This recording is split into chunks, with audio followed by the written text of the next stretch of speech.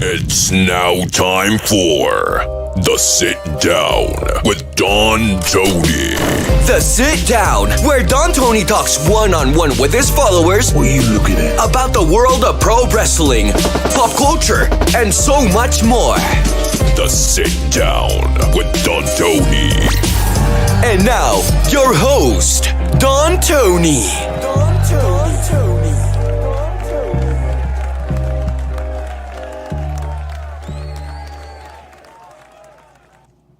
All right. Good evening, everybody. Happy 9/24 day.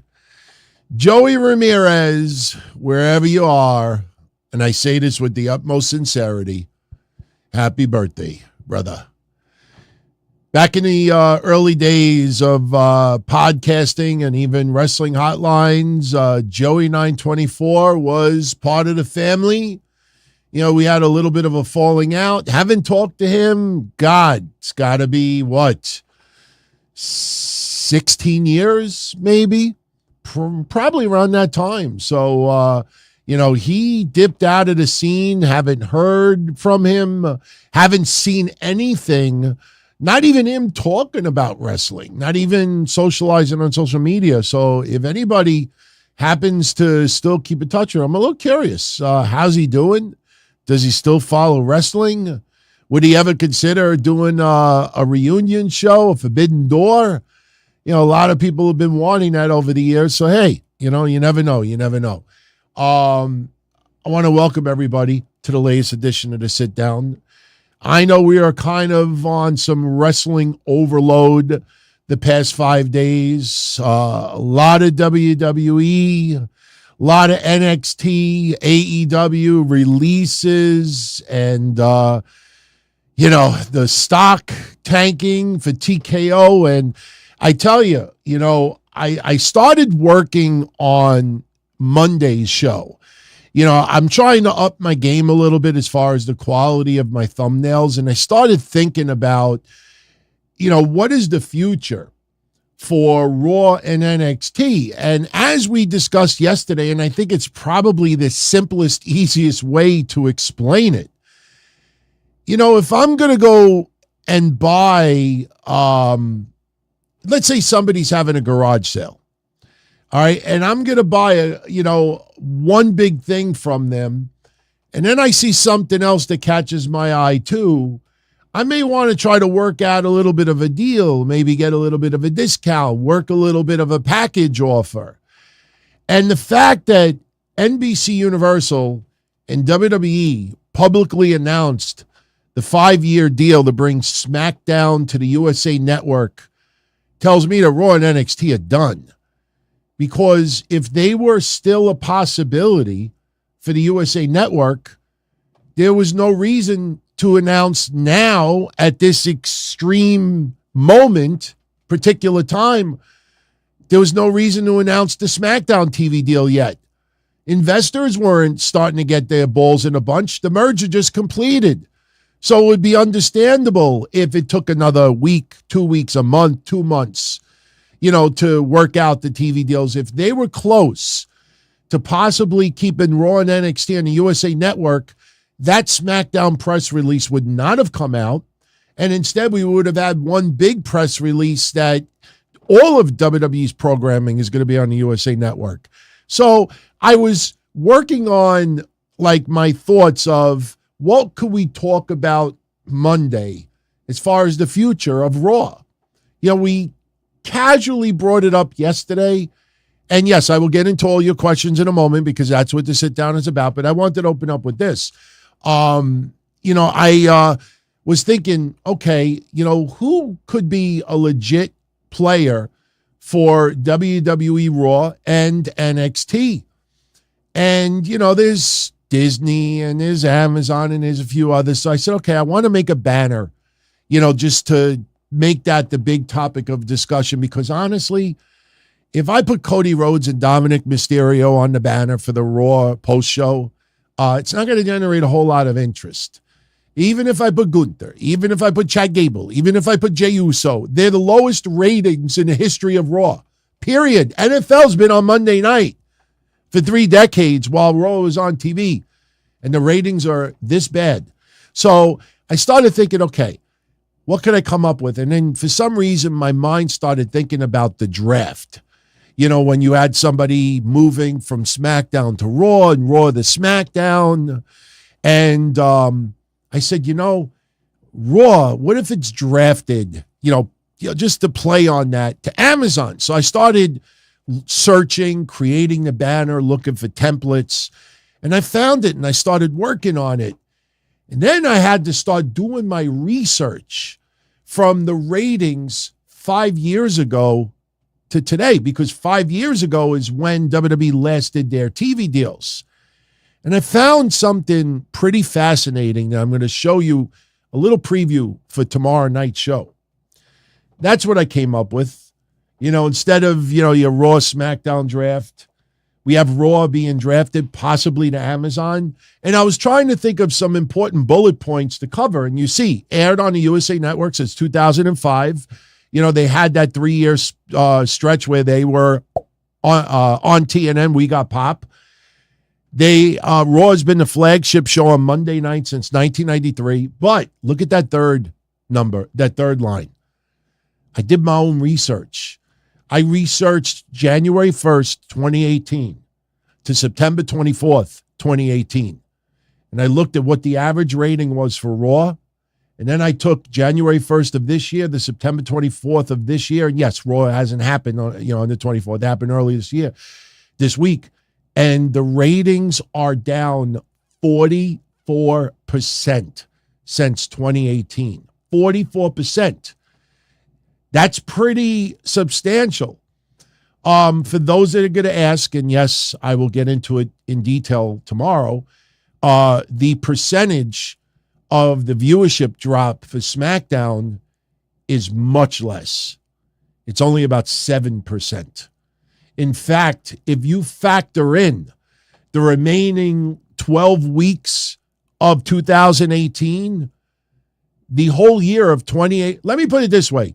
If SmackDown maintains around 2.4, 2.45 million viewers a week from now until the end of the year, the ratings that SmackDown had in 2018 compared to now are almost identical. So it's pretty wild that SmackDown is only down about 7%, but yet Raw is down 44%. So we'll break that down tomorrow, but pretty interesting when you start, digging deep into the numbers. So, all right, the sit down. For anybody that's newer, what is this about? Sunday nights, it's the Lazy Show. We should actually call it the Lazy Show. I'm sure that there's been many podcasts online over the years that have called their show the Lazy Show. I show up here with nothing. Basically, everybody who's live chooses the topics of conversation. You have to be in the chat room to be interactive with the show. All I ask is, a couple of things. If you're going to ask a question, just write in capital letters the word question before it so I could spot it quicker and easier. If you have a comment that you just want me to share with everyone, post a comment. If I do answer yours, wait a little bit, let others put some stuff out there, because some people will just post like 1, 2, 5, 10 questions. I appreciate it, but, we try to spread it out. And as always, super chats are not required. They are appreciated. That's what keeps this in business, amongst a few other things. And they'll always get a little bit of priority treatment, especially if we're on a particular topic. So before we get into the chat room, actually, I will answer one in the chat room first. Michael Gonzalez brings up, have I seen any of Rick Boogs' comments regarding his release? Yes, I have. That is going to be a topic of conversation tomorrow, because apparently more things just came out that hasn't really circulated. But the two things that I have noticed already that really caught my eye about Rick Boogs is, number one, he says that the removal of Vince McMahon killed his career. That's last year, by the way. He's never had the same momentum since. We spent over an hour yesterday talking about every release. I wanted to show respect for each person who, are part of what we love, and that is the world of pro wrestling. Some other people spend 5 minutes. I decided to spend over an hour. I was very sincere in everything that we talked about yesterday, but we were very, very honest as well. Rick Boogs' career demise is the injury bug. Vince McMahon being removed, led to him going with Eliza. The guy was off TV because of injury more than anything else. But he believes that Vince being pulled from creative. Now, of course, that conflicts with the people online that want to brainwash you that Vince still is in charge of everything. Of course, Vince will tweak things here and there. That's what he's there for. He's now the chairman of WWE under TKO Group Holdings. That's what he's there for. He's got a 41-year track record, whether you like him or not. But very interesting that Rick Boogs is basically saying the opposite. Everybody else, remember Triple H, Teflon, could not be criticized. Oh, we gave him a share of criticism here. We were very, very respectful about it. And you can't blame, eat the big one. What was the woman that Red Fox used to say? Not Stephanie. Stephanie, eat the big one. No, we could use Stephanie. Could Triple H? No, just Triple H is not perfect. No one is. Triple H has been part of the WWE machine since the mid-'90s. Why people thought that Triple H was an outcast, going against the grain, sitting on the sidelines. One day, I'm going to be in charge, and then I'm going to turn everything upside down. Nick Khan being brought in should have quieted that shit up, because Nick Khan is 10 times more powerful than even Triple H, to be honest. But yeah, I did see Rick Boogs' stuff. We'll talk about it a little bit more tomorrow. He also feels that somebody weird has a weird vendetta against him. Yeah, it's the injury bug. So, okay. I'm assuming that this gentleman who sent me, I've never gotten a 777 before. Lascelles Williams, thank you for the $7.77 super chat. Say that fast 10 times. 777. Is Dolph Ziggler a WWE Hall of Famer? I don't blame you if you didn't see yesterday's show yet. Cheap plug. We had a fascinating discussion about all the releases, but especially about Dolph Ziggler. Dolph Ziggler's had a Hall of Fame career. Dolph Ziggler, even though he wasn't, top tier throughout his entire career, he was good enough. If Coco Beware could be in the WWE Hall of Fame, so could Dolph Ziggler. Dolph Ziggler's done a shitload. Not only has he had a storied WWE career, he's been reliable. He's been consistent. He has gotten better with age. He is a class act in front of the camera and behind. Maybe some people don't like his political views, but Dolph Ziggler is absolutely a WWE Hall of Famer. Miz is a future WWE Hall of Famer. Whether you like it or not, not everybody could be, a marquee name, semi-household name. No, professional wrestling, what makes it beautiful is that not every single person is main event. If everybody was main event, nobody would be main event. You always want to strive to be better. And yes, WWE Creative couldn't hurt that momentum. Even if you're doing everything right, WWE Creative could fuck you up.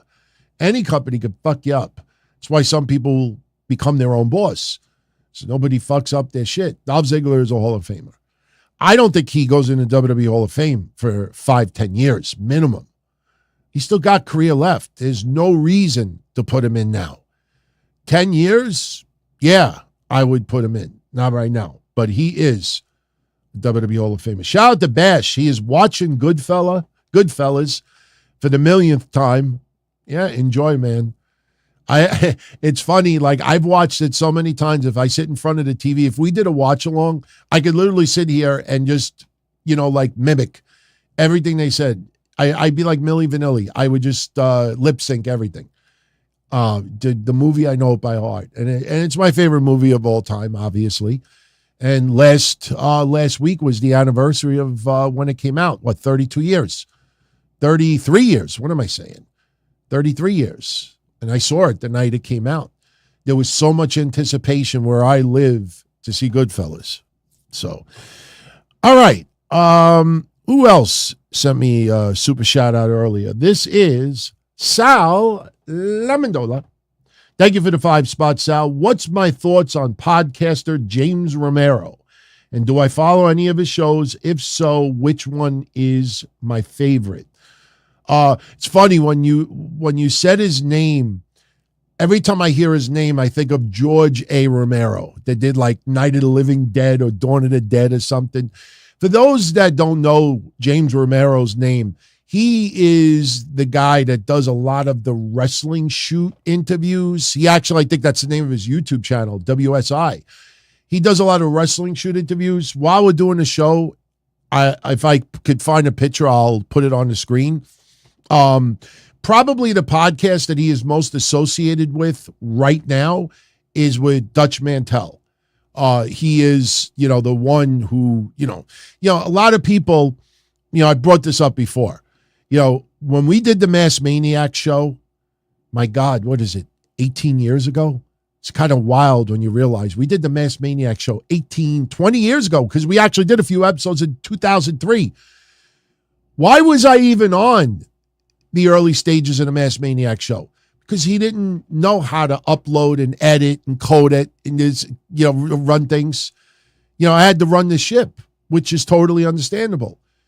When you see all of these legendary wrestlers doing podcasts now, there's always someone with them that you don't necessarily know them, or they're not nearly as famous. And the reason why they're there is not necessarily because they're good, but because they record, they edit, they upload, they put the banners, the thumbnails, they advertise it, they spread the word, they do all the work. And they make it as easy as possible for the legendary wrestler to do the show. Legendary wrestler is not going to do all that work, so you get someone else to do it. That's why all of these shows have the second individual. In the case of James Romero, though, he's good. He's good. I have no issues with him. He works his ass off. I will say this. I will not forgive him for stopping the Magnificent Morocco podcast. I freaking loved Don Morocco's podcast. And I got to be totally honest with you. James, don't get upset when I say this is just my opinion, but the excuse that there's a time zone and there's a time difference, that bullshit.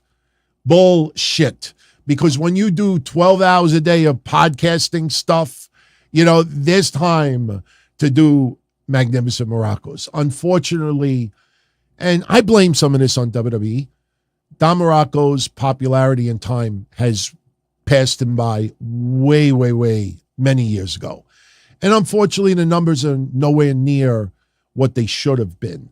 If WWE would have celebrated his career a little bit more over the last 20 years, you would have seen a lot more interest in Magnificent Morocco. There wasn't much. That's why the show ended. But I like James. No issues with him whatsoever. He does his research. And, which one is my favorite? Probably Dutch Mantel's. Shane Douglas's show is new still. So, I dig that a little bit. The only problem is I don't have enough time to check out a lot of podcasts out there. So, I pick and choose my moments as far as when to watch something. But James Romero, yeah. Like I said, if I get it, I'll Google a picture.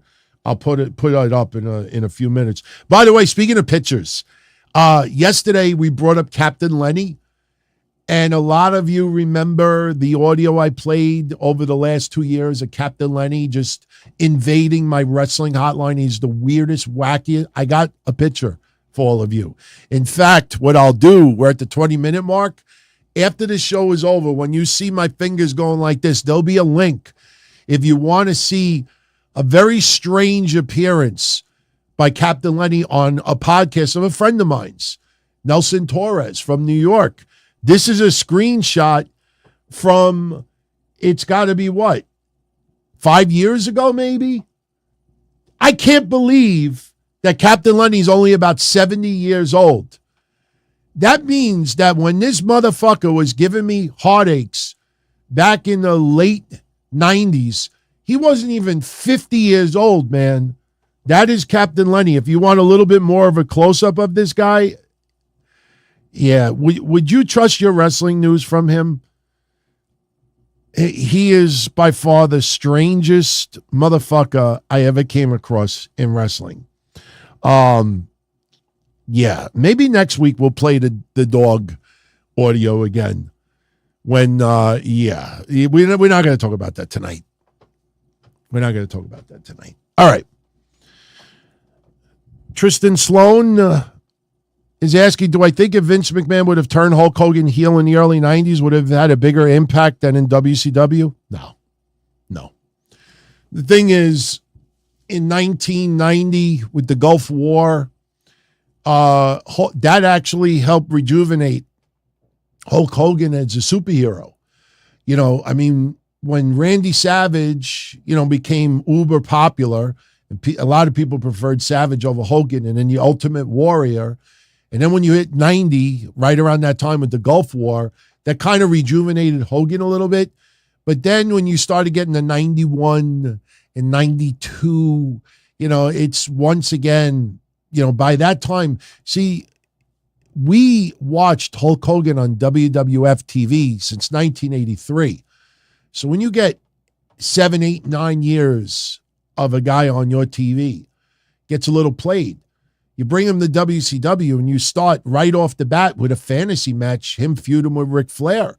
Of course, the outcome was all favoring Hulk Hogan, but it drove a lot of WWF fans to WCW. A lot of fans flocked to WCW because of Hulk Hogan, but then it started to get weak. And then there was, you know, the time where, you know, he started doing Thunder in Paradise, and then you had the steroid trial with Vince McMahon, and it was a time to turn Hulk. If Hulk would have turned in 90 or 91, what would he have done? Like support Saddam Hussein? Like, it wouldn't have made sense. It wouldn't have worked. You know, it just, no. It was the perfect timing to do it at Bash at the Beach, and the rest is history. Okay. Dragon Den, what do I think the whole new era of AEW is about? I don't know yet. I know a lot of people take 22, you know, there's some inside jokes with that stuff. You got to understand, man, you get people forming, and so in the beginning it doesn't seem to make a whole lot of sense. You know, I think about, you know, when Swerve Strickland first aligned with Parker Boudreaux and the other guy who is no longer there anymore, the former baseball player he was, and you know, they brought that big fat rapper out there, history being made, and then you're like, nothing. You know, it's just like things in the beginning, it's let's throw shit on the wall and see if it sticks. So this right now, they're throwing something on the wall. I mean, in a matter of weeks, we should have a better idea of what it's all about.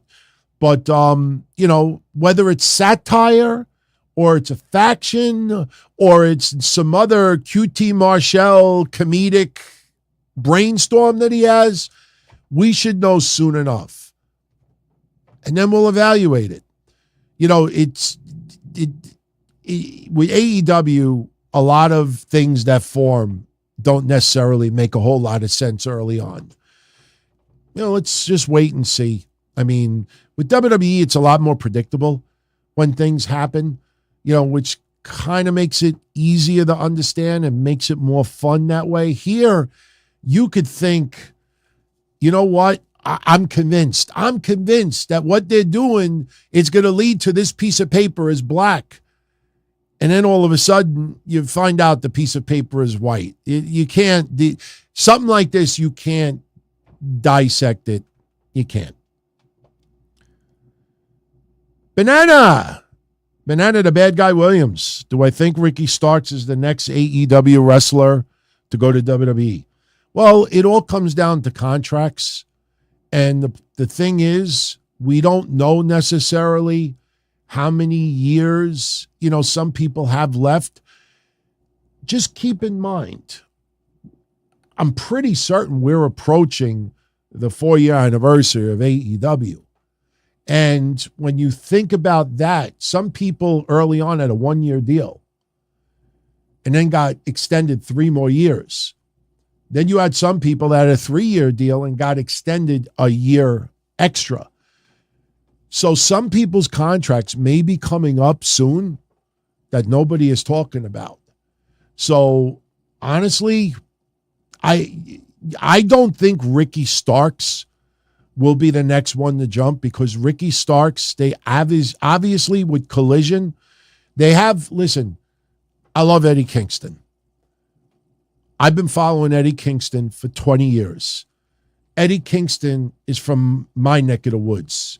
In fact, he was in a much poorer area than I was, not by his choice. I've gone to wrestling events where he wrestled, where everybody hung out afterwards.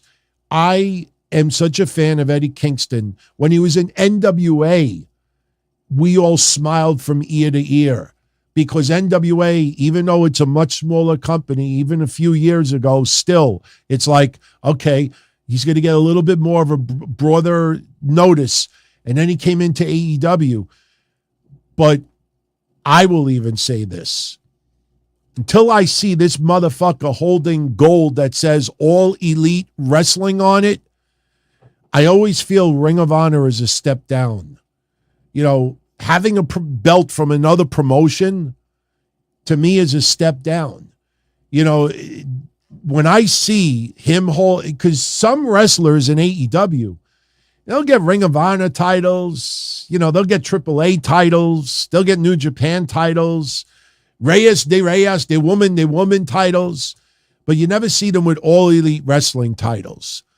And I want to see him with an All Elite Wrestling title. I want to see Ricky Starks with the fucking AEW World Championship. Or I want him to have an impressive run with the TNT Championship. I don't even want the TNT Championship, because that's a title for a network. I don't think Ricky Starks is done with AEW. I think they realize that they have a lot of value in him. But I do think one day he will be going to WWE. He is committed to turn into a megastar. And it's going to get to a point where AEW has done so much that there's maybe not too much left to do. So when that happens, I think that's when Ricky Starks is gone. Yeah, Christian Cage, TNT champ. We called it yesterday. Remember at the closing moments of the show?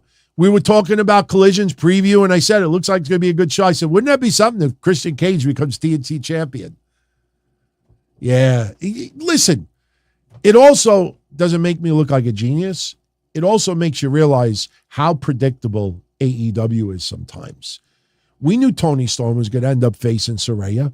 We knew Samoa Joe was going to end up facing MJF. We knew who wins tournaments.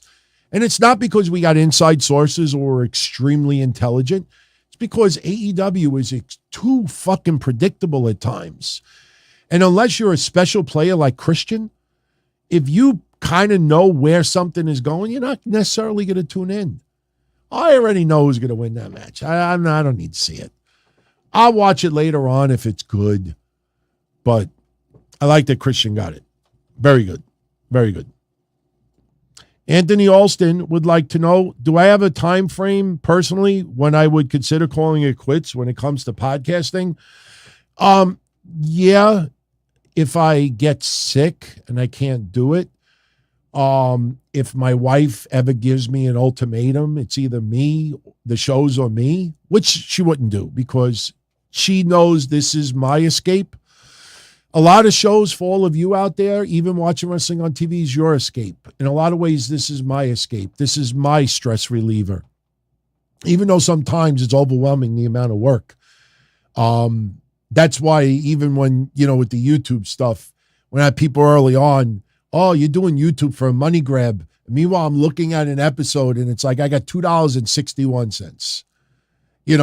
That's why, but when I physically can't do it anymore, if my wife ever gave me an ultimatum, if expenses became out of control, thank God for Patreon. Thank God for YouTube. Thank God for ads, because up until 5-6 years ago, pretty much, everything was on my credit card. It's not like, oh, thank you, Don Tony. And I don't mean it like that, but people don't realize that when you do this since 1997, that's cool. But I dropped at least 40 grand, maybe more, for the expenses of the website and the hosting and the bandwidth and the players and the, not only that, the editing programs, the software that I use, vMix, I paid $800 so I can have 4K video, but not only that, have more than one host on. Because originally, before, someone left here, we had ideas of having shows with 3 hosts, 4 hosts, and, they charge $800 if you want to have more than one person on. And I blew it. And then next thing I know, I realized I didn't need it. No refunds. So when it becomes too expensive, then that's it. I've thought about doing a paywall for everything, after all these years, but I don't ever want to make someone, because you don't know how bad someone is in a situation financially. We'll never ever make someone pay to hear me talk or watch me talk, but yeah, those are the only circumstances that I see. Or if I die, that's the only thing I see. Shout out to Basic. Thank you, Basic, with the $9.99. Much love, my friend. Thank you, Basic. Yeah, there's not much money on YouTube. It's all super chats and memberships, ad revenue to an extent. I did one short, and that was the Moth, the night we covered Bray Wyatt's passing. It's still, other than covering Daphne's passing, those 2 nights are the freakiest nights of me ever doing shows.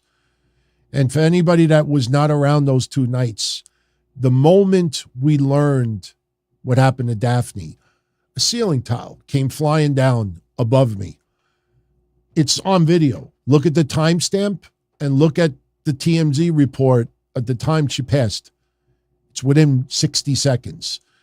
Then the night we covered Bray Wyatt's passing on that Raw celebration show, while I'm covering Bray Wyatt, and I said the moment that he went to sleep and never woke up, a fucking moth flies into the camera and starts hitting me in the face. Look at my channel. Just go under the shorts. There's only one short. Look at the video. I actually had some people say, oh, you planted that. What am I going to go do? Go to Petland Discounts and say, hey, sell me a moth, and I'm going to train it? You hang out over there. The minute I say Bray Wyatt died, you fly in here and hit me in the face. By the way, why do I even have a moth in my house?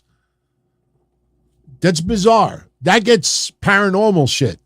That's weird shit, man. Weird shit. Shout out to AS7607 and Maggie Lusk. Thank you to both of you.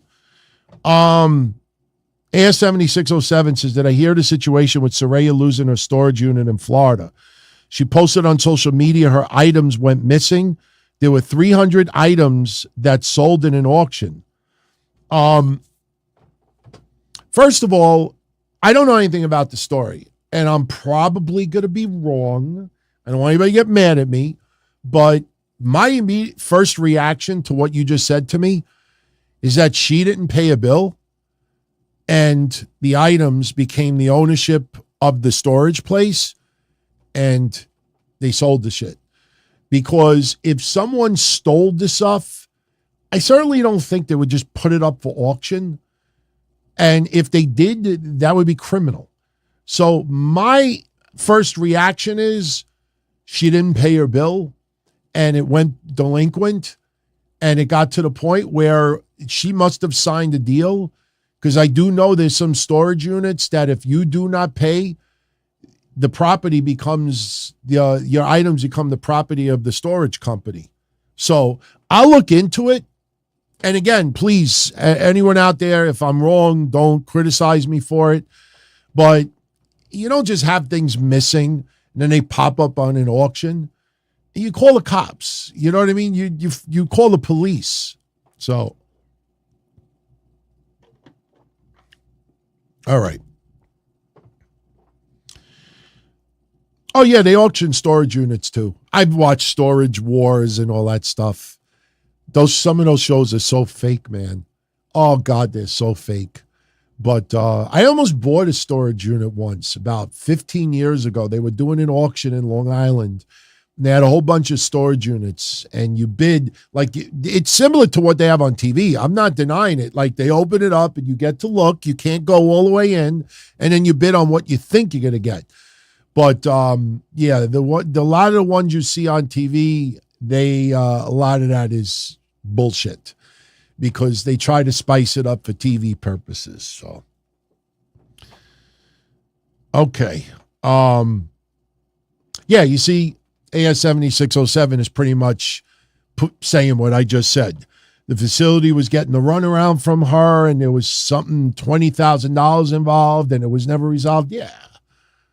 Yeah, that's exactly what happened. She didn't pay her bill. They closed her account. She didn't bring it up to date, so they sold her shit. You know, at the end of the day, you know, just because you're a former WWE superstar and current AEW Women's Champion, you know, doesn't mean that you get preferential treatment from a business. They sold their shit.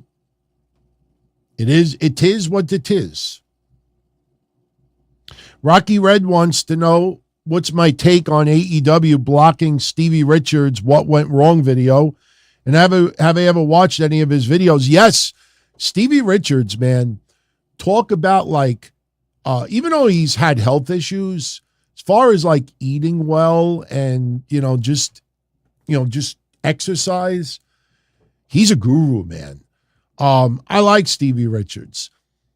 I think the problem with the Stevie Richards video, for those that don't know, once Jon Moxley had the concussion from Dynamite, a lot of people, we talked about it yesterday, a lot of people jumped on that, do videos, do audios, do podcasts, write, and some of the dumbest shit came out, and we're not going to rehash that today. But Stevie Richards did a video and micro-analyzed, the spots from Wednesday. The problem is, some people are saying that the concussion happened early in the match. Of course, Moxley was knocked out at the first pile driver. He didn't even answer the 3 count. And it wasn't even a timing issue because when the referee stopped, he didn't even ever try to kick out at all. And then Ray Phoenix, with all due respect, moron, hits the same fucking move. Like you don't have like half a brain to say, yo, Chico, why didn't you kick out? Oh, maybe. You got to think while you're in the ring. Oh, shit, did he get knocked out? Oh, fuck, did I drop him on his head? Let me do it again. Stevie Richards, I think, should have waited a day or two, find out what exactly and when, then comment about it. I think, look, I didn't see what he posted originally. I just think that people rush. There's an orthopedic surgeon. I don't know his name. There's an orthopedic surgeon that has nothing to do with wrestling. That every time a wrestler gets a major injury, this motherfucker pops up on everybody's feeds. Orthopedic surgeon gives his take on Big E's injury. Orthopedic surgeon gives his take on Rick Boogs' injury. Orthopedic surgeon gives his take on Cody Rhodes' pectoral tear. He does this, the profit off the fact that wrestlers get it. He's not even a wrestling fan. But as soon as he sees that, fresh meat, let me cover it, get 1 million views, make money. A lot of people just race to throw shit online to make money. I don't blame AEW for taking people's shit down. I don't blame them. You see people that have videos, even on Twitter, having shit taken down, yeah, there's a reason for it. I mean, you ever see whenever we post video clips of stuff, do you ever see any of my stuff ever taken down? We posted This Week in Wrestling History for years. An audio clip. Do you ever see anybody? And please don't say to me, well, that's because you're a nobody, Don Tony, and nobody tunes into your shit. Trust me, when I tried to even call Hardcore Homecoming an ECW reunion show, I got legal letters from WWE. They don't take shit from nobody. But there's a way to do it. And everybody runs. Most people run. I don't do it. Right smack. I got to be the first to do it. Otherwise, I'm not going to make money. So, nothing wrong with that. But don't be surprised when sometimes your shit gets taken down. And, I feel bad for Stevie Richards because all that work that he did. I saw the screenshot with him with the screen and he's pointing. All that work wasted. He could post it somewhere else. I don't know if he's got a Patreon. Put it on Patreon. But YouTube, no. Okay. Relic says that Stevie Richards says you got to protect the boys from themselves. Problem is, as far as I know, I have never seen Maury Povich have Jon Moxley on the stage and Stevie Richards, and he looks at Stevie and goes, Stevie, you are the father. Stevie Richards ain't Jon Moxley's keeper. All right. He could care about wrestlers. He could care about injuries. He could care about his fellow workers. But at the end of the day, they're big boys. They have to worry about themselves. Stevie Richards cares, but he's not their father, representative, handler, nothing. So at the end of the day, he could express his opinions, but that's what they are, their opinions. And that's not a shot on Stevie Richards at all. Zero. No, none. Thank you, Jonathan. Thank you, Austin. Buckaroos. We got the Young Bucks on the screen. Much love. Hey, I appreciate that.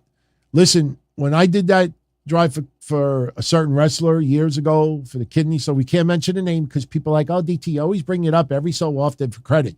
No, I bring it up for a reason right now. When we were trying to raise money, I told people online, the first thing I said repeatedly hundreds of times is, look, you may think $1 or $2 doesn't seem like a lot, but when you get 1, 2, 3, 5,000 people do that all together, that's the difference between getting a surgery and not getting a surgery. And that's what happened. We had thousands of people that only donated $1 or $2. And we thanked them and appreciated it and, got together a nice amount of money, to help that person. Always appreciate it. Absolutely, man. All right. Let's see. Kevin Milwaukee with a random question. Do deaf people actually realize how loud a fart is? If they're deaf, they have no idea. They have no idea. I actually just watched the video. I watch videos sometimes. Colorblind person sees color for the first time, and deaf person hears music for the first time. And I do a little study online, and this technology's been around for 2 decades.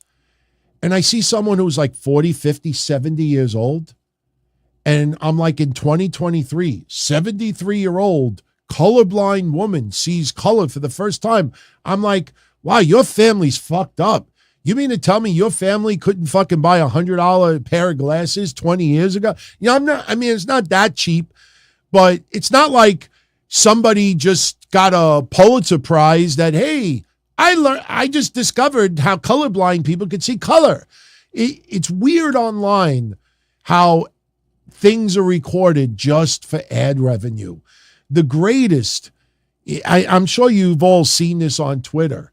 How many times in the last year or two have you seen on Twitter where like a woman is walking down the street and there's like a bum sitting in the corner, or a guy walking down the street and there's a bum sitting in the corner, and the guy goes and buys a sandwich, buys coffee, buys a pair of socks, does this. But meanwhile, it's not like just spur of the moment good deed. They got like 5 camera angles and they make sure that every little thing is on camera. I'm like, these motherfuckers, man, I don't believe it for a second. Whenever even some of the animal videos, you ever see some of those animal videos that they see an animal and they're like, oh, I'm going to take him home and I'm going to clean him and I'm going to bathe him. And then next thing I know, he's my pet forever. And I'm saying to myself, I don't buy it sometimes because every little thing is recorded. And it's not just recorded. It's like perfectly centered. Oh, look, honey, there's a dog and he's on the farm and it's like just too coincidental sometimes, the timing of these things. I don't buy it. Some of them are true, but you want to document it for your own personal thing. Oh my God, honey, look at that dog. Can we take him in? Maybe we could help him. You record that, you're doing that. But these people, you could see they professionally get the lighting perfect and they zoom in on the eyes. So you see the bloodshot, the tears. It almost looks like a dog is crying. And then they add opera violin music to it to make you want to cry at home. And then at the end of the fuck that. All right. JS saw someone make soup in the bed of their truck and gave soup to homeless people. Listen, some people absolutely record good deeds that they do. And that is inspirational because maybe you could convince someone else to do it. People might remember about 20 years ago, me and a couple of hotline hosts, we went to a soup kitchen in Corona, Queens, and we were giving out soup to the homeless. We did it around Christmas time. There was about 4 or 5 hotline hosts that did it. And we just all did it because one person came up with the idea and we all decided, yeah, let's do it. We didn't have camera phones 20 years ago. Otherwise, probably would have recorded it. And I probably would have played it for all of you 15 times already. But sometimes you do inspire someone else. But sometimes the production is a little bit too perfect, to believe that this happened in real time. So. Let's see. Tristan is asking my thoughts on Jerry Lawler slapping Andy Kaufman on David Letterman. Epic. I watched it happen in 1982, I believe. I used to love watching Late Night with David Letterman. For me, middle 80s is probably where I peaked as far as being a fan of his. But anytime a wrestler was appearing on a talk show, I always watched it. I watched Hulk Hogan on Johnny Carson. Joan Rivers, when she was doing some late night TV hosting, she would have wrestlers on. My God, Arsenio Hall. But yeah, no, I watched that and it was epic. And the slap, was real and it was pretty impressive. And Andy Kaufman has always been one of my favorites. Look. They got you. My friends, do you honestly think on this show tonight I expected Tristan Sloan to ask me about Andy Kaufman?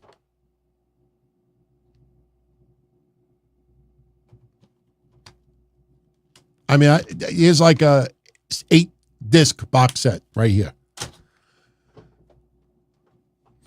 Eric Goodsentius. Thoughts on Cody's next feud? Oh, God. You're not going to like my answer. Should it be Drew with Riddle gone? Looks like Omos from this weekend's house show. I didn't realize you noticed that. I was going to prep you. All right, everyone. I don't think this is the next feud for Cody. I think it was just mix and match for house show purposes. It could be a match on Raw in the very near future. Sure, why not? Why shouldn't Omos come out and try to squash Cody like a grape? I mean, Omos recently came out And didn't he try to do something to Bobby Lashley, which kind of now seems a little bit off since Bobby Lashley's kind of like changed his ways. If you saw SmackDown Friday, on the house show circuit over the weekend, Cody was a guest on the MVP Lounge, and he got into it with Omos a little bit. So now people are like, oh, fuck. Cody versus Omos is the next feud. I don't necessarily think it's the next feud. I don't think Drew McIntyre and Cody Rhodes would be the next feud. If Drew McIntyre was much angrier about Jey Uso, then yeah, that's an easy storyline. You know, if Drew McIntyre continues to hunt Jey Uso, you know, because remember what happened on Raw last week. We could end up with something as simple as Cody is in, Drew McIntyre, you know, is being interviewed. You know, could you explain your actions, why you didn't help Jey Uso last week? Which honestly would be one of the dumbest questions anybody could ask. The bloodline did to Drew and storyline, of course. If I'm Drew, I don't help Jey Uso. But maybe Drew McIntyre shown in the back. Cody Rhodes shows up. Hey, Drew, I know you're not happy that Jey Uso's here, but the Judgment Day is an even bigger problem. And, you know, why didn't you know what I mean? And then Drew McIntyre could get pissed off at Cody, and then you could do that. That's, you know, kind of an easy way to do it. It's not out of the question. Drew McIntyre and Cody Rhodes actually would be pretty good. The only thing is, I think people want Drew McIntyre in a feud where he could, I don't know, win, right? Don't you want Drew McIntyre in a feud that he actually could win, not just a random Raw match? And here's the thing with Cody Rhodes, too. I still wholeheartedly believe Cody Rhodes is finishing the story at WrestleMania. But Cody Rhodes does not need to be undefeated between now and WrestleMania. You know, WWE's got to be really careful with this shit. Just like we joked on yesterday's show. You know, Friday SmackDown when John Cena was getting beat down, you didn't hear one person in the crowd go, LA Knight, LA Knight. No, you heard them go, Rocky, Rocky, Rocky. That's the problem when you put Rocky back on TV. Now everybody thinks The Rock is going to be sticking around. With Cody, they got to be careful, man, because you can't start making people believe that the first time Cody loses his match, he ain't finishing the story. How could he finish the story? He just lost to blah, blah, blah, blah, blah. So Cody Rhodes needs to lose once in a while. And I know he recently lost to, well, not recently, but he lost to Brock Lesnar. But my point is, Cody needs to have another loss here and there. That does not change the story. Dusty didn't win every single match on his quest to finish the story. So we'll see what happens. Yes, if you're all enjoying the show, hit that thumbs up. If you're not a subscriber yet, please subscribe. When you see every person in YouTube land saying like, share, subscribe, you know, there's a reason behind it. You know, getting more exposure, you know, actually helps, because then you may get people that will be recommended to check out one of my shows, and they may end up, hey, I kind of like this show. I'll stick around a little bit. So, yeah, it all helps. It all helps. And it's free. That's what's cool about it. Let's see. Where is Karrion Kross? He is probably home because, well, actually, he's probably in a hotel from the house shows this weekend. I know what you're asking me. Where is he on TV? A lot of wrestlers have been off TV the last couple of weeks. There's a Halloween special coming up. He's involved in it. A few people are involved with it. You know, they're just focusing on other storylines right now. Harris B, shout out to you. 29 months. Member of La Nostra Familia. Thank you, Harris. When did I feel NWO jumped the shark? Oh, boy. I can't just go back 28 years and start thinking about every little element of the NWO. But when they started having a lot of additional members, when they went, see, the Wolfpack was kind of cool. Their theme song was pretty damn cool. I think when they started adding like Horace Hogan and so many people, even when the Nasty Boys thought they were going to become NWO, and didn't Hulk Hogan say to Brian Knobbs on an episode of Nitro, "Why are you wearing our colors?" And then they all beat him down. Even at that point, I was like, all right, come on. You know, this is getting a little bit old. I think around that time is when I started thinking, yeah, there's a little bit too much.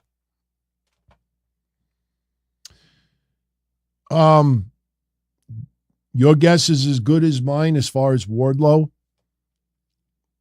I'm kind of baffled. You know, when somebody asked earlier, who's the next person to go to WWE? It would not surprise me if Wardlow does. It would not surprise me. It would not surprise me if Wardlow's, I don't know when his contract ends. You know, listen, if I wanted to spend enough time, I probably could get, you know, the information on a lot of people's contracts and, you know, when theirs coming up.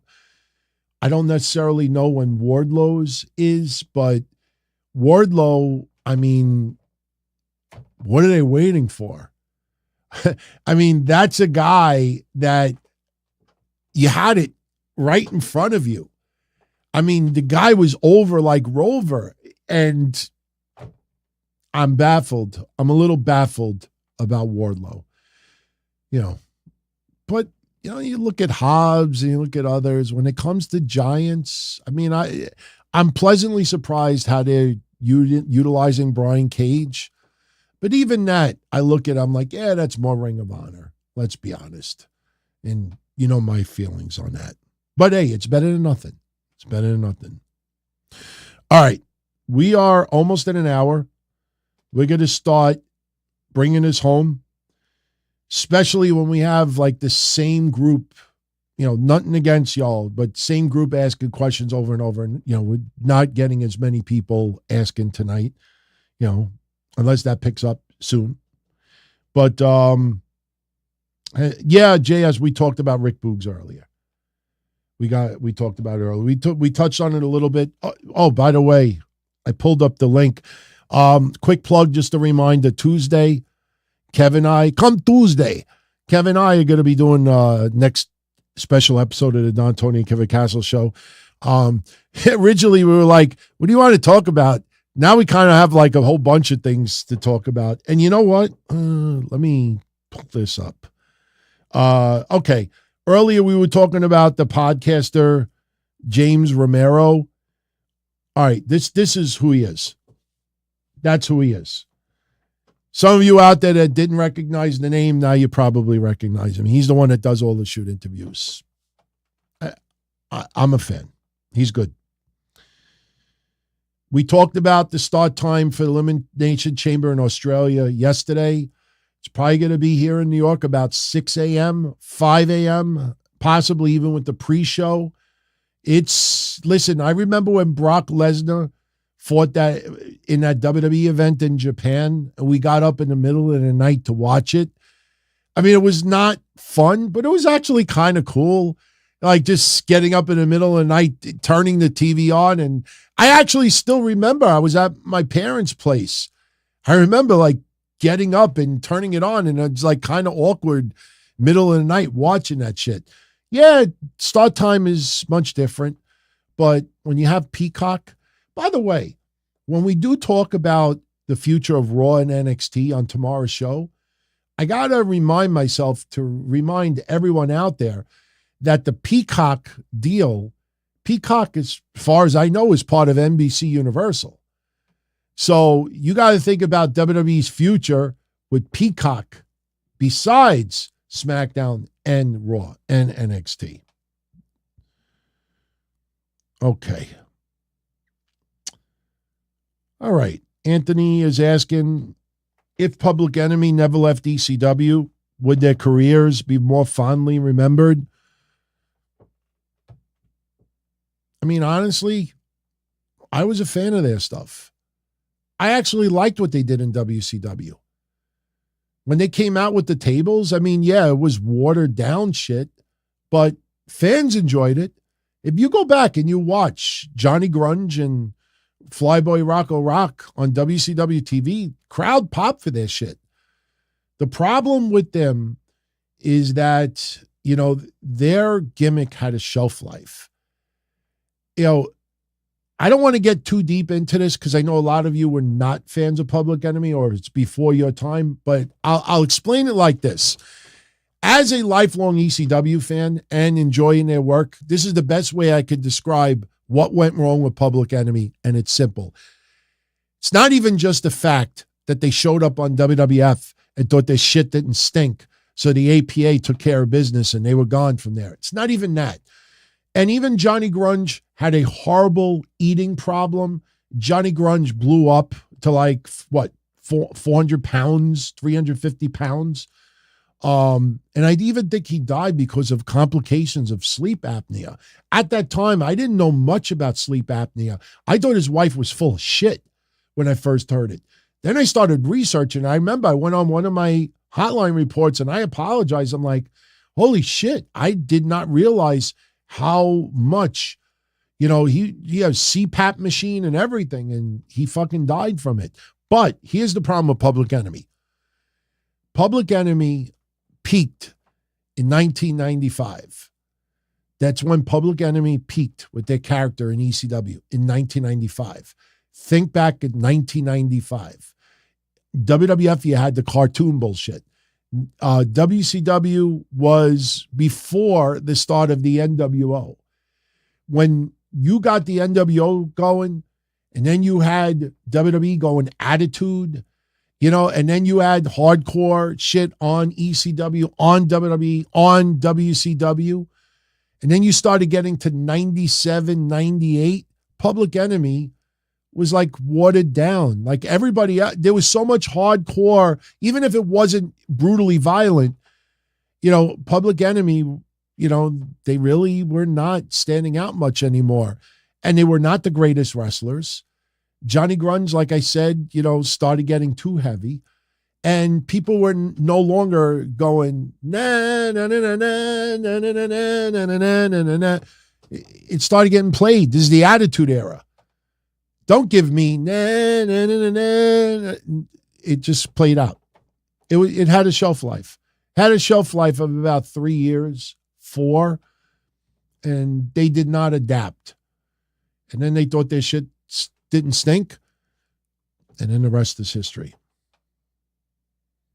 Triple X with the 222. DT, my opinions on the career of SD Jones and the Junkyard Dog. In a nutshell, Junkyard Dog, one of the most beloved, fan favorite, miserable people, you know, ever to be around. I mean, that Dark Side of the Ring stuff, honestly, you watch that episode and you say to yourself, why did they even do an episode? Like, you know, like, oh, because he liked to buy, like, you know, substances from, like, he had a good career. He got a little bit too heavy. He partied a little bit too much, didn't save his money. Sure, he died in a car accident, and that is tragic. But even if he didn't die in a car accident, you know, he was beyond close to 50. You know, he wasn't going to rejuvenate his career. Junkyard Dog, when I was a kid, watching the Junkyard Dog, put a smile on my face. Junkyard Dog put smiles on fans' faces. He was never meant to be heavyweight champion. He was never meant to be the main event, the focal point. But he was one of those good guys that if you hurt him, the fans cried. If he beat up the bad guys, the fans smiled. He was great. SD Jones, enhancement talent. He was enhancement talent. I mean, I know earlier in his career he had a little bit more, but he was fun to watch. I saw him in the Garden where they actually let him work 7 minutes. I saw him in the Ridgewood Grove Arena when he got to work 6 minutes. SD Jones is like Mac Rivera. I don't want to say Johnny Rodz, because Johnny Rodz was much higher in the food chain than SD Jones. But SD Jones was an important person as far as enhancement talent goes. He made the superstars look 10 times better. So SD Jones, when I became a fan in 79, most of what SD Jones did that I saw, he was enhancement talent for others. Once in a while, he'd be rewarded at the Spectrum or the Garden or some other place, and he would wrestle against Israel Mattia or, someone else, and he would get a win once in a while. Fans liked him, but the fans knew at the end of the day he was going to lose 95% of his matches. Oh, yeah, SD Jones could work. But you know what? His punches sometimes, listen, I know a lot of you never saw this guy, but anybody that did, you'll laugh when I say this.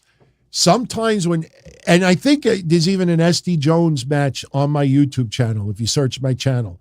But SD Jones, when he would punch, and I even think he was left-handed, southpaw, but when he would punch, sometimes he would punch, and he would put this smile on his face, and it almost felt like he was saying to himself, like, oh, shit, I actually look good doing this. Like, his punches, like he would wind up and throw his punches, and then he had this weird look on his face like, oh, that looked pretty good.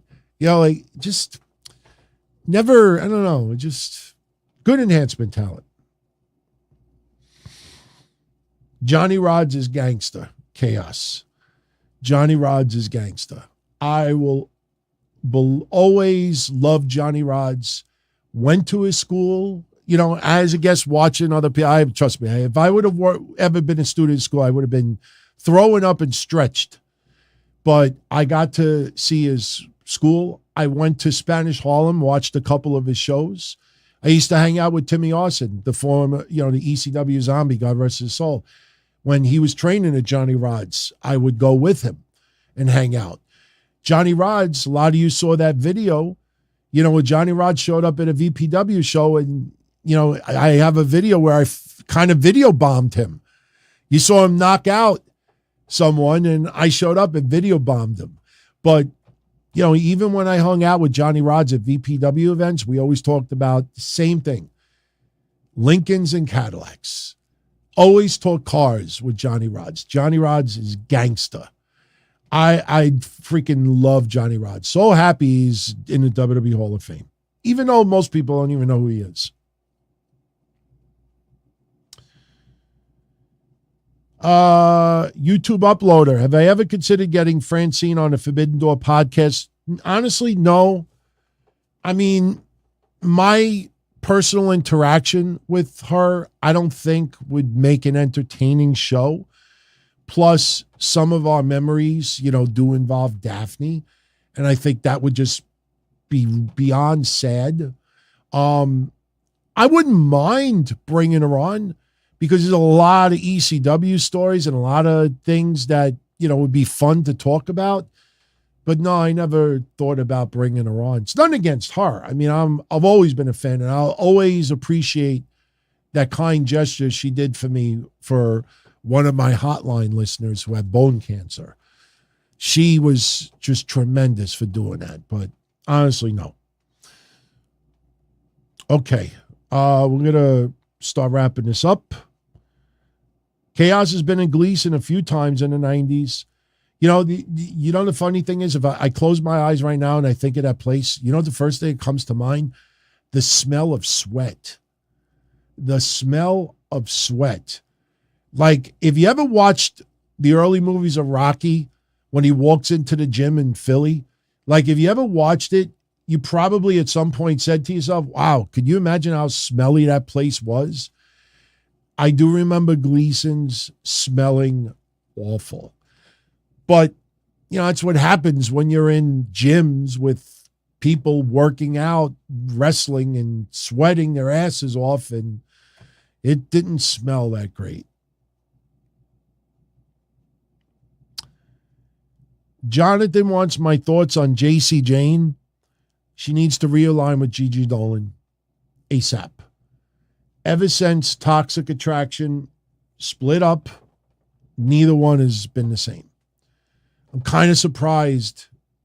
We'll talk about it tomorrow, but yesterday when we were discussing the releases, if you remember what I said about Yulisa Leone, yesterday I said, of all the NXT releases, I'm kind of baffled about hers the most because she was doing good.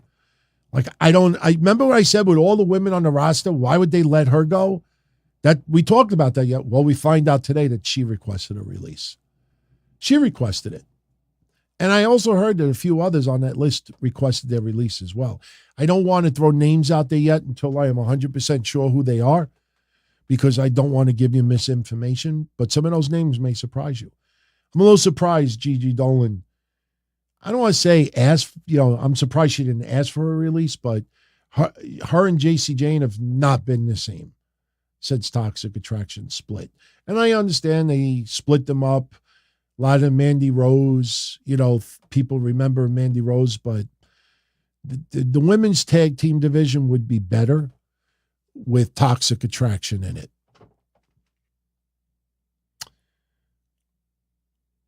Okay. 3 more questions and we're going to jet. Eric wants to know, what do I think about Jade Cargill helping Tiffany Stratton beat Becky for the title at No Mercy? She could be Tiffany Stratton's bodyguard. I like it. I could picture that. Only thing is, I think it's a little too soon to throw on TV. She had a decent match with Jade Cargill. And honestly, if that match aired in NXT, I think people would have said, hey, Jade Cargill, Chris Statler, they put on a great match in NXT tonight. Jade Cargill, she still has a long way to go. Especially the WWE machine is a lot different than the AEW machine. I think it is way too soon to introduce it to TV. I think Jade Cargill in NXT is going to generate some TV ratings, curiosity factor, but I think it's a little too soon. A little too soon. Especially when you got Royal Rumble, only a few months away, then the road to WrestleMania. Take your time. I mean, I'm more surprised that Brian Pillman Jr. hasn't appeared yet. I'd like to see Brian Pillman Jr. versus Dominic Mysterio at NXT No Mercy.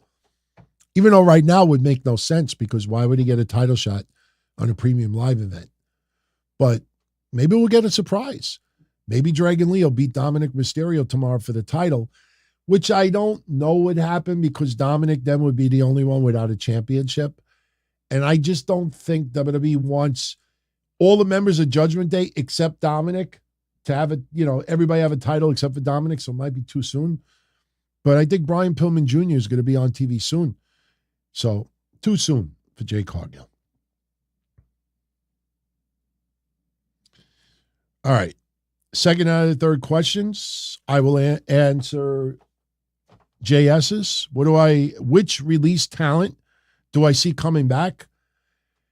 They haven't even been released for 48 hours, and we're already trying to figure out who could come back. I can't even speculate. At some point, Dolph Ziggler will be back. Dolph Ziggler, people need to understand, Dolph Ziggler wasn't 100% committed to wrestling right now either. Involved political discussion, comedy, outside ventures. There's a little bit of a breather for Dolph to do what he wants. Dolph Ziggler will be back. You will get, some of the younger stars will be back. But right now, way too soon. A lot of those released talent were doing nothing right now. And the only way that WWE is going to bring them back is if they feel that they have generated a lot more publicity, improved their physique and in-ring work, getting eyes, or somebody's going to be brought back for good, secondary talent. That's why I think they brought Emma back originally. When they brought her back, you remember I said, I'm happy she's back, but I'm a little confused. Like, what are you going to do with her?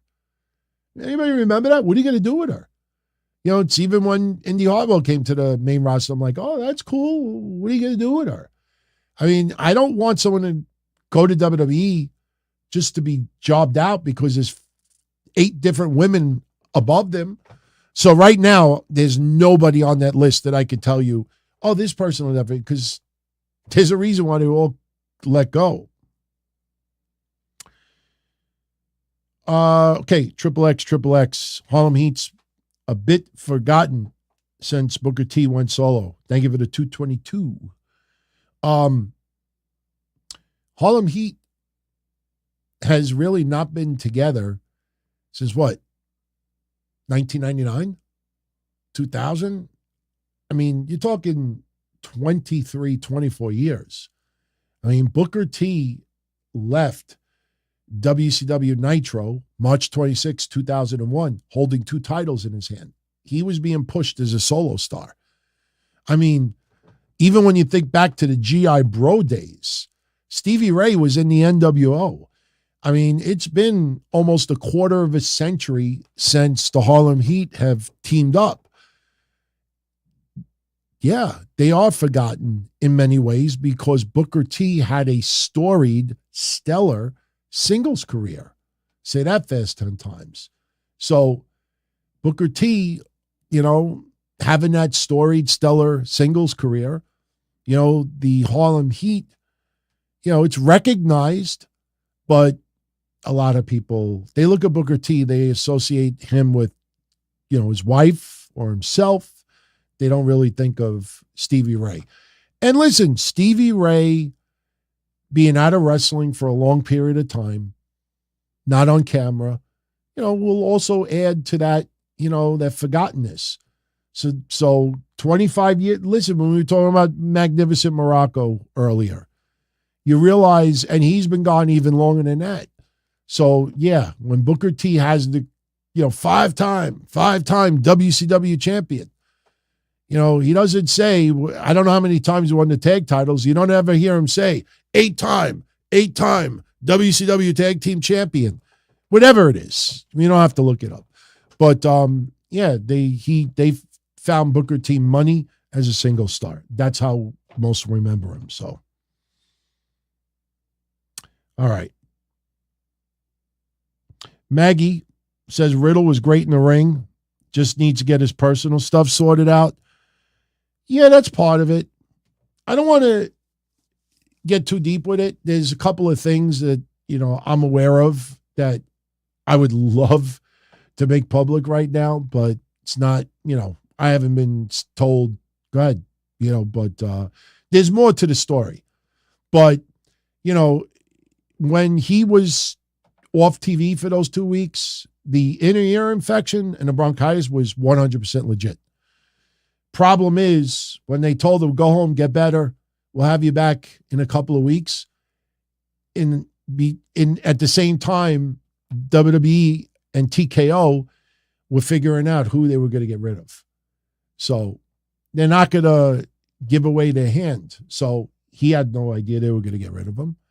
You know, but there's more to that story, but we're not going to talk about it tonight. So, all right, everybody, I'm going to jet out of here. We're almost at 90 minutes. I want to thank everybody for joining me and some great questions tonight. I'm kind of glad that the show's a little bit shorter than usual, especially yesterday. We went 3 freaking hours. And there's a lot on that show to take in. And I'm proud of that discussion. That discussion yesterday was great. And the feedback has been awesome. So if you haven't checked out that episode yet, even if you obviously can't check it out all in one shot, that was a great discussion to have. And I don't want to, you know, flood too much audio at one time because shit's going to be, you know, forgotten or skipped over. So definitely go check that out. Just a reminder, tomorrow night after Raw, you know, we'll cover Raw. We'll cover the weekend ratings. I have that already ready to go. And yeah, we're going to talk about the future of Raw and the future of NXT. And something you got to keep in the back of your mind. You know, I'm going to throw a little wild prediction out there. Not a prediction.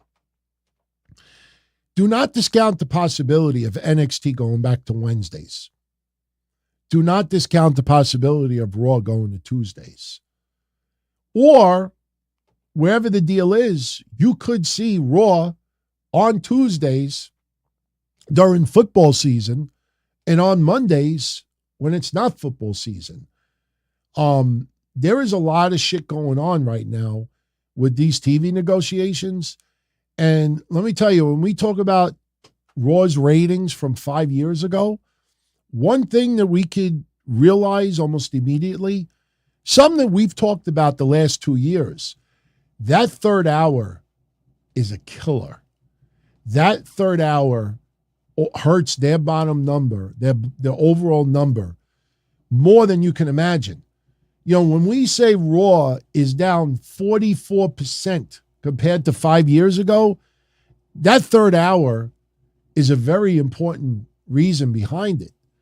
So, you know, plus, when we were talking about the TV deal yesterday, something that I think a lot of people did not think about, you know, when they heard SmackDown, the amount of money, $287 million a year for the USA Network, something that you got to keep in mind as well. SmackDown is only 2 hours.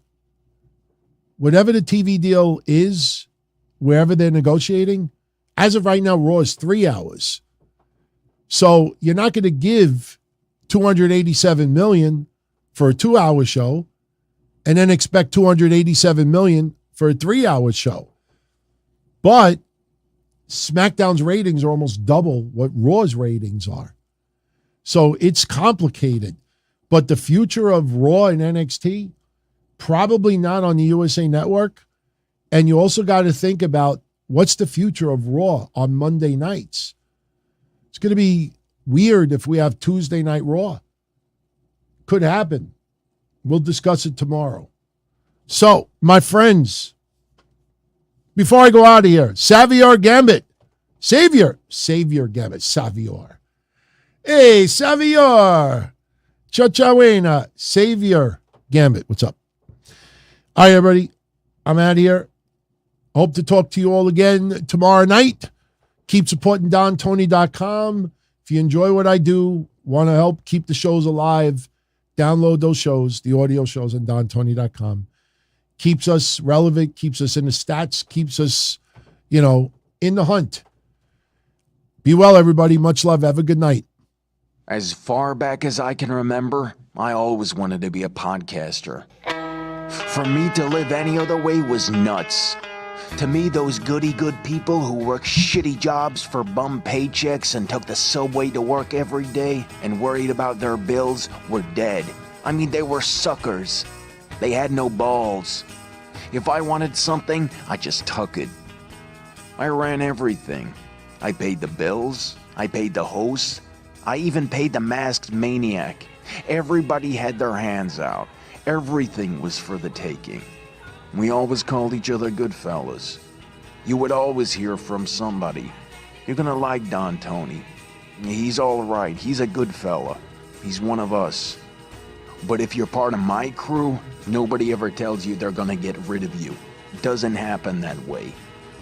There weren't any arguments or curses like in the movies. See, your haters come with smiles. They come as your friends, the people who've claimed they care the most for your life. And now that's all over. And that's the best part. Today everything is different. There's lots of action. I don't have to wait around for everything like everyone else. Oh, I didn't get the vaccine? Fuck you, vaccine me. Oh, your delivery guy has COVID? Fuck you, feed me. Right after I moved here, I ordered egg noodles and ketchup, and I got spaghetti with meat sauce. I'm no longer an average nobody, while they get to live the rest of their lives like a bunch of schnooks.